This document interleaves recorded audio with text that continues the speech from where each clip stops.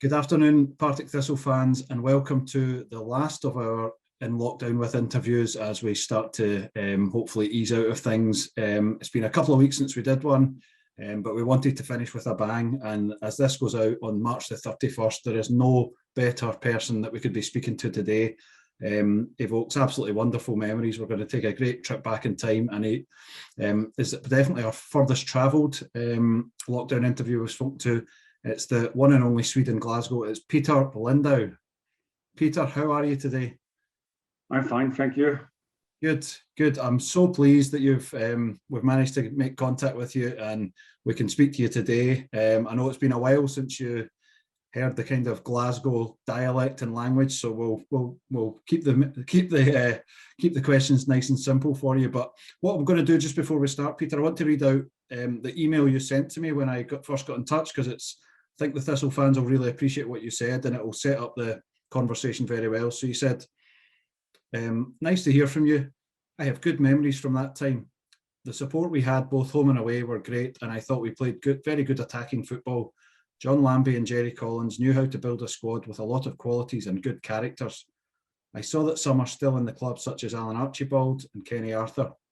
Together with Quinton Jacobs, Danny Lennon, Stephen Craig and Mark McNally, Scott McLean and others, it was an entertaining team that could win against any opponent. Also, I remember the Chief Executive Alan Dick and the ladies in the office. I've always talked about visiting Firhill and to watch the team play, but time is flying and it is yet to happen, so we'll hopefully change that. And then you added, after Partick Thistle, I moved to Norway, where I played in 7 years, in brackets, and met Quinton Jacobs, so I can't wait to ask you about that. And now I am a manager for a local team in Swedish second division and working with skillful young players. So that was just lovely to get that email. I was so delighted that you got in touch. And I think at the minute I read that out and other Thistle fans hear that, they'll have the same memories as you. So what I wanted to do, Peter, is just go back to when you were a young footballer, before you came to the UK. Where did you play and what type of footballer were you? I played in Sweden, and I was always wanted always to play abroad. It was in the 90s. It was quite difficult because it was before the Osman rule, so you were never free agent. You always cost money, and But I went on trials in many clubs and in different countries, and it was difficult to get away, and I ended up go to school and play part-time football. And it was a friend of mine from Norway who I played with who set me up with United. Yes. Ian Maryhill, and that's how I ended up in Scotland. And let's talk about that. Arriving at Ayr United, what did you expect Scottish football to be like, and were you surprised in any way? Yes, obviously I knew about Rangers and Celtic and watched them on telly and massive clubs, and I knew about other teams as well. I mean, Aberdeen and Dundee United played against the Swedish team Gothenburg in the 80s. That's right. And Alex Ferguson, who managed Aberdeen at the time. Yeah. So I knew quite well, but I think the standard was very high, above the great teams. There are a lot of good players who was skillful and good, I think. And what would your coach at Ayr United, would that have been Gordon? Yeah, Thistle. Gordon Thistle, he was the manager, and Ian Maryhill was the coach. Yeah. So Gordon is quite a character, and then you come to Thistle firstly on loan, and you meet another character, John Lambie. Yeah. Immediately you smile. What do you remember of John Lambie? I remember him well. He was, as you read in the email, he was very good at building up a team, and he knew what he wanted, type of kind of players. I liked him a lot. I thought he was very good. He wasn't focused on training, but in games he was really good, and he knew when he saw what he wanted. He knew what he wanted to type of players, and yeah, he had success in Baltic many times. Yeah, and you got off to a very good start with Thistle when you scored on your first game, your debut. Do you remember? Yeah, I do remember. Yeah, it was in December, quite cold, and I didn't knew anybody, but it was a long through ball. I don't remember from who, but I got 1-on-1 against keeper, and I scored, and I think it was the only goal of the night. Yes. Yeah, 1-0 versus Stenhousemuir. And then, you know, that you played, I think, on loan until about March. One teammate who you've just mentioned earlier was Quinton Jacobs, who's a great entertainer. What was your relationship like with him on the field? Well, obviously he was a very skillful, good player. I liked playing with him, and he was good at more like a wing player, running with the ball, attacking defenders. He had some international games, so he had experience, but he was young at the time. Yeah, I enjoyed playing with him, and I also liked, which maybe we're coming back to, the supporters. They were all cheering people, running against defenders and try to attack us. Yeah, and I like that. It was a very attacking team in that loan season. Quinton famously even scored from a corner kick. I don't know if that happened too often when you were playing, but I think Thistle fans we'd been going down the way for a few years, and we're starting to get a sense that we might be able to start going back up. And you and Quinton were a big part of that sort of hope that you gave us. But the loan with Thistle was finished in March, midway through that second half of the season, and just before, in fact, Ayr United were to play Thistle in the quarterfinals of the Scottish Cup. Do you remember what happened, and did you think that was Thistle no more? Yeah, I don't really remember, but it was up to the clubs. I think you were supposed to go on loan for 1 to maximum 3 months at the time. Yeah. And obviously the clubs have agreed that the loan was not to be anymore, and I got back to Ayr United. Yeah, because now it's more common to stay for a full season or a half season. The loans were different then, as you say. But thankfully we got you back in the full season next season. How did John get you back to Thistle? Did you have any other options in Scotland? Yeah, I think I was supposed to stay at Ayr United. I went on a pre-season with them, and I think the clubs were talking, and John phoned me and asked if I wanted to come, and he had sorted out everything with Ayr United, and yeah, obviously I wanted to come, and I arrived in August, I think. Yes, and hit the ground running again. At that time, that was a season when things just started to gather momentum, and you chipped in with lots of goals, lots of assists too, with Scott McLean and Martin Hardy scoring lots of goals. What do you remember of playing with Scott and Martin? Well, I do remember most of it, I guess. I liked a lot playing with Scott. We were, as I remember, similar as a player. We were more of a target players, hold up the ball for the team. And Hardy was more of a box player, running with the face against the goal. So I think it was good football, and both those two were great goal scorers, I think. Yeah, there was a moment early in the season, and I'm trying to count, Scott McLean scored something like 10 games in a row. He just went on one of those runs, and you were scoring a lot too. And at that point, I guess we realised, this should be the season we win the league. How much were you enjoying your football that season? Well, a lot. I think maybe it was the best year in my career as part of playing style, teammates, and the support we had. And obviously, we won a lot of games, and it's easier to enjoy the season. But I think the team was very good and could play against good quality, and they showed on because they continue to move up the top league. So it was a good team. Yeah, absolutely. The foundations for success for years to come. In fact, I need to ask you, everyone celebrates goals differently. Martin Hardy goes crazy. Others celebrate in different ways. You were quite humble.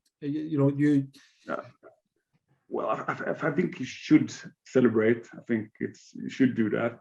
Celebrate with your teammates and supporters. So I don't know why I didn't do so much. Maybe I was always tired and try to get the rest. Well, I think we should celebrate. Yeah, the fans certainly loved celebrating with you. Really took to you, famously singing "There's Only One Sweden, Glasgow," which we still talk about to this day. How much did you enjoy your relationship with the Partick Thistle supporters? Well, it was great. I mean, a couple of thousand, 4,000 maybe, but they were all supporters and helping the team.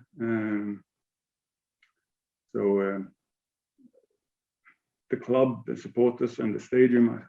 Maryhill is a nice stadium. They are ready for bigger things and supposed to be at the top flight, I think.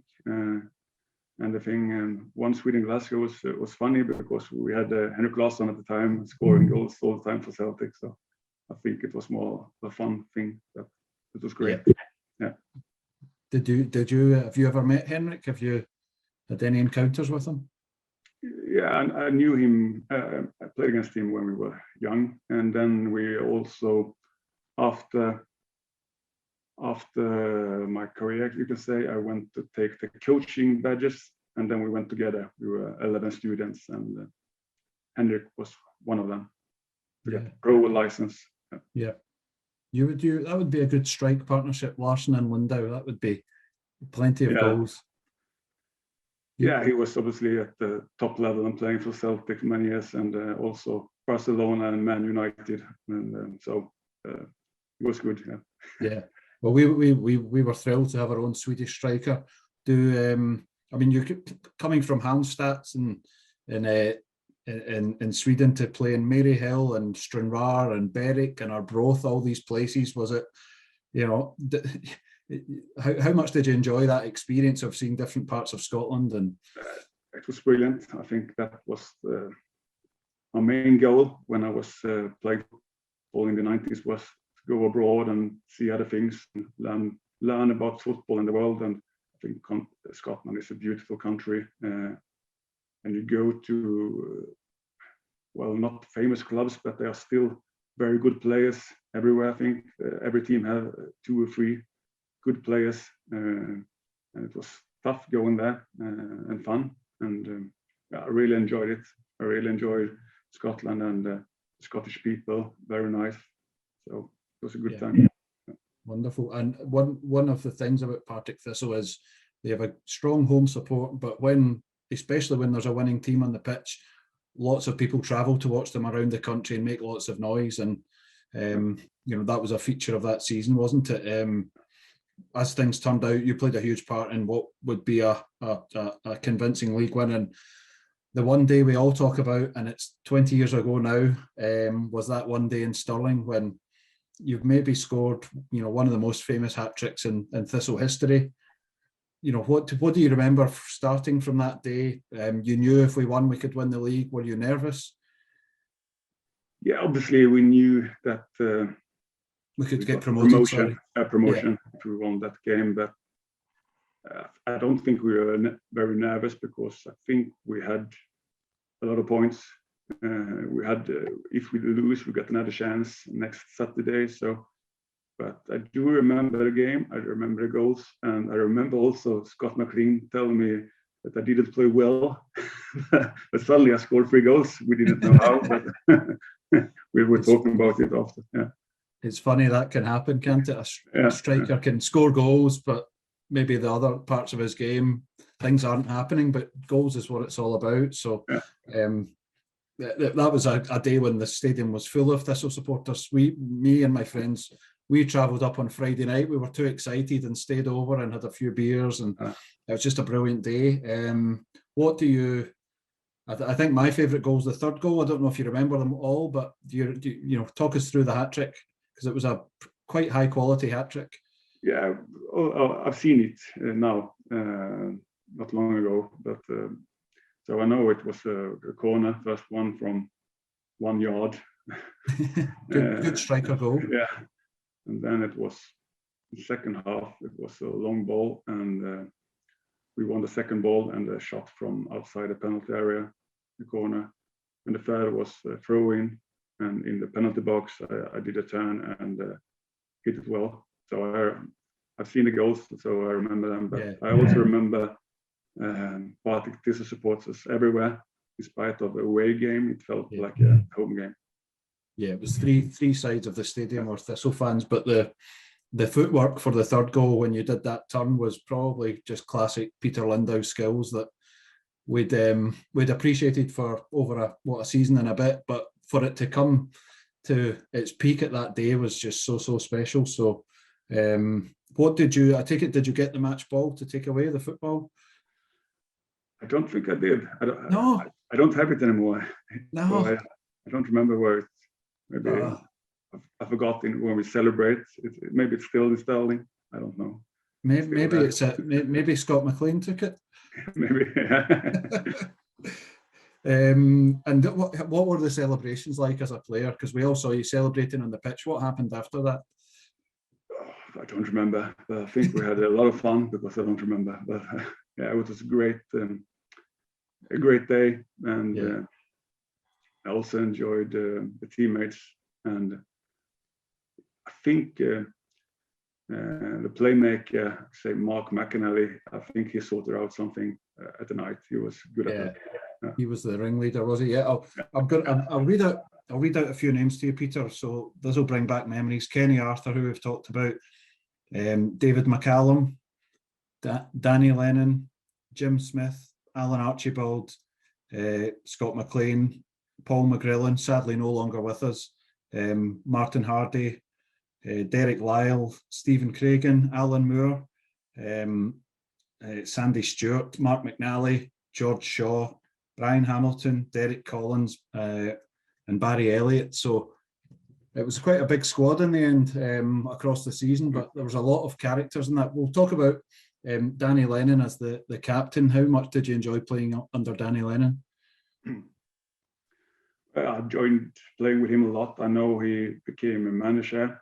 I think he went to St. Mirren after. Yes. He was the engine in the team in the middle of the park. Good with the ball, good passer. And I think also he scored against Bayern Munich when he was playing with Range Rovers. So, yes, that's correct. Well, I remember a lot of those players, and Danny was the captain, and really good. Yeah, and lots of those players have either gone on to be managers or coaches or TV pundits, which shows that they had very good football brains. So John Lambie knew how to put a team together, that's for sure. Yeah. After that, we won the league at Forfar, and you then played your final game in red and yellow when we beat Stenhousemuir, the team you first scored against. We got the trophy and the medals. Do you remember much of that day? Yeah, I do remember that day as well. Well, we celebrate after the game and with the supporters. Yeah, it was a great day, but we knew, of course, that we were promoted and we have won the league. So, but it was a great day, and I think the whole season were really good and good memories for life. Yeah. Well, you've not got the match ball from Stirling, but do you still have your medal from winning the league? I think so. Somewhere in the house. Yeah. Some supporters would pay money for that, so it's got some value. So keep that in mind. But yeah, I remember, I think it was maybe after the Stennismuir game, we had the Player of the Year party, and all the fans and players celebrated together. In fact, I think you might have bought me a Smirnoff Ice. There's a blast from the past, so I owe you one. So if you ever get over it, I owe you one back. But I suppose the only sadness would be that Peter Lindau didn't stay longer and play a longer part. What led to you leaving Partick Thistle? Well, I don't really know. The season ended in May, and I got an opportunity to play in Norway, and I took it. I don't really remember everything about that move, but we were all great friends, and it was great memories, and yeah, it was a great time. But I ended up playing in Norway instead, and well, gained some new experiences. Yes, yeah. Did you obviously it's 20 years ago now? You talked about meeting Quinton. Tell me how that happened. No, there were. I ended up playing against Quinton because he joined another Norwegian team. So suddenly we're standing on the same pitch 5-6 years. Wow. 5-6 years after Partick Thistle. Amazing. Yeah. So obviously it was fun to meet, and I think also there were 2 or 3 Partick Thistle supporters who went over from Scotland to watch the game. Amazing. Yeah, wow. Yeah. Brilliant. Tell me this? Who won the match? Do you remember? I do, of course. I won over Quinton, so I remember a game. Brilliant, absolutely brilliant. I know there's some Norway-based Partick Thistle supporters as well, so who knows how many were in the stadium, but that's commitment for you. Any other of your Thistle teammates that you're still in contact with? Not really, but I follow them because I knew Danny Lennon was manager, Alan Moore, and but I mean, time is flying, and you meet new people, and it's difficult to keep contact. Yeah. But obviously, I'm curious where they are, if they're still in the game, and what happened to them. But, yeah. So I guess 2 things. We would love to, when things open up again, we'd love to see Peter Lindau come over for a visit to Firhill, meet old friends, and if you make it to Firhill, I'll get you a football and you can take home. Okay, I promise you. Yeah. And secondly, if I know you're coaching now, if you happen to develop any very talented players, then and they want to come to Scotland, you know where to send them, don't you? Yeah, I do. I try to educate them to play Partick Thistle style attacking football. Really? Well, yeah, I don't know if you can coach that third goal, that turn you did. That's maybe not coachable. That's just talent. But it's great that you're developing young players. I can only imagine it's great to be coached by you. Couple of final questions, Peter. The fans, many fans like me, still hold you in very, very high regard. Such great memories. What would your message be to Partick Thistle supporters 20 years on? Oh, I think, I don't know, but I think the supporters and also the stadium with so close to the supporters when you're playing gives you a lot of confidence. They support you. My biggest remember from Scottish football is when you're running with the ball, they cheer you and give you confidence to carry on attacking players and beat defenders, and I really enjoy that kind of football. I think that's what I try to educate new players in that style, as I said, to be good with the ball, to attacking defenders, and just be proud of that style and support the team. And Partick should be in the top flight, and I'm sure they're coming back. Brilliant. Here. Thank you. And finally, I don't know if you can manage this, but I was hoping that you might be able to pick out your strongest Thistle team from when you played for Partick Thistle. Are you able to do that? I think it's quite difficult because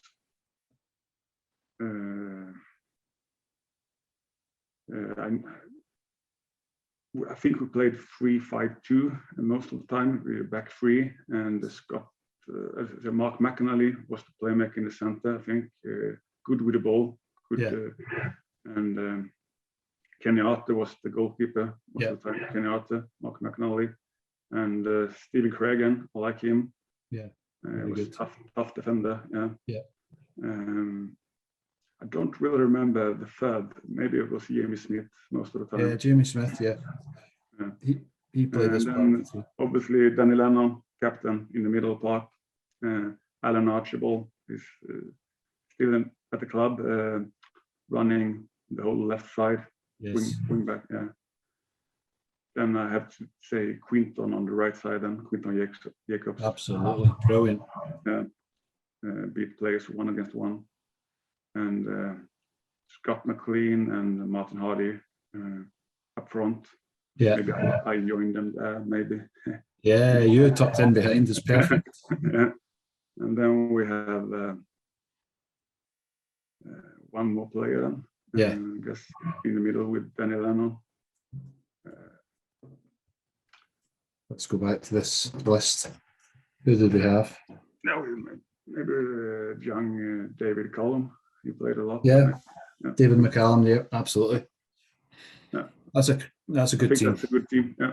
Not half. That's a very good team. I know you only played for 1 year and part of a year, so many of those played in that promotion championship season. But that's a cracking team and a brilliant way to end the chat today, Peter. Yeah. Once again, I can only say thanks. It's been brilliant to reconnect with you. Loads of good memories. You still look very, very, very well. And I've just fingers crossed. We'd love to. I know there's lots of Thistle fans love to see you back at Firhill one day. So let's try and make that happen in the future. Yeah, we do. Okay. Thank you, Brian. Okay. Until then, take care. Thanks, Peter. All the best. Bye.